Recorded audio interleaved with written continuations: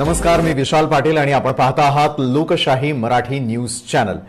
काही क्षणांपूर्वी आपण पाहिलेलं असेल की आपल्या टेलिव्हिजन स्क्रीनवरती आम्ही सातत्याने दाखवत होतो की लवकरच आम्ही तुमच्या सेवेमध्ये रुजू होतोय। मात्र सकाळपासूनच पुन्हा एकदा आम्ही आपल्या सेवेमध्ये रुजू झालेलो आहोत, कारण आमचं अंधेरी या ठिकाणी असलेला जो स्टुडिओ आहे त्या ठिकाणी लागलेल्या आगीमध्ये बरंचसं आमचं नुकसान झालेलं आहे आणि नुकसानी संदर्भातली दृश्य आपण आपल्या टेलिव्हिजन स्क्रीनवरती या क्षणाला पाहू शकतोय। जर विचार करायला गेलं तर कुठल्याही वृत्तवाहिनीच्या इतिहासामध्ये अशा प्रकारचा प्रसंग येणं खरोखर अनेक वेळेला सेटबॅक ठरत असतं।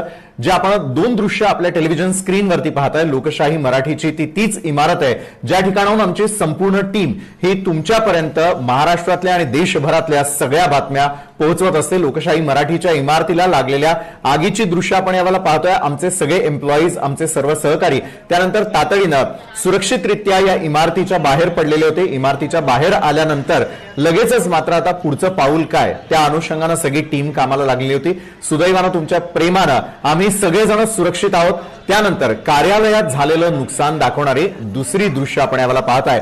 या संकटानंतरही आम्ही मात्र तुमच्या सेवेमध्ये रुजू झालेलो आहोत। आमची संपूर्ण टीम सातत्यानं संपूर्ण महाराष्ट्रभरातील, देशभरातील प्रत्येक बातमी तुमच्यापर्यंत पोहोचवण्याची कसोशीनं प्रयत्न करणार आहोत आणि त्याचाच हा भाग आपल्या सगळ्यांसमोर आम्ही दाखवतोय।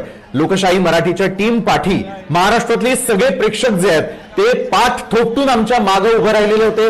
सर्वच राजकीय पक्ष असतील, नेते मंडळी असतील, प्रत्येकानं शाबासकीची थाप तर दिलेलीच आहे। मात्र दुसरीकडे आमच्या कार्यालयातलं झालेलं नुकसान जरी आपण एका बाजूला पाहत असलात तरी देखील आज लोकशाही मराठी मोठ्या दिमाखानं आज महाराष्ट्रात पार पडत असलेल्या सगळ्या मतदानासंदर्भातल्या इत्यंभूत बातम्या आपल्यापर्यंत पोहोचवण्यासाठी सज्ज आहे।